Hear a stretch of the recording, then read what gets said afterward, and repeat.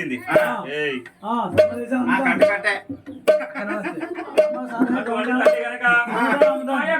వేసుకొని చల్ల బాండువ పట్టుకొని మైసమ్మగిరి పట్టణానికి రాణం వచ్చింది. ఏ విధంగా చల్లమ్ముతుంది, ఎంత చల్లమ్ముతుందంటే చల్లోయమ్మ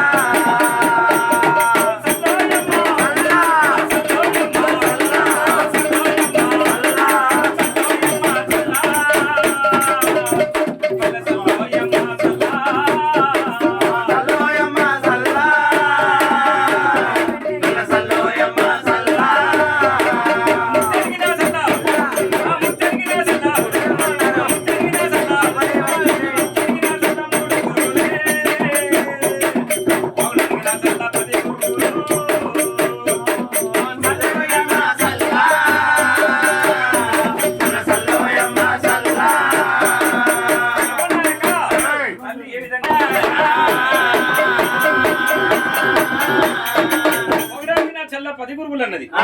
ఈ రకంగా చల్ల ఏమి చేస్తుంది, ఆ యొక్క తల్లి చల్ల అమ్ముకుంటుంది మైసమ్మగిరి పట్టణంలో. ఇంకా ఏమి చేస్తున్నాయి అంటే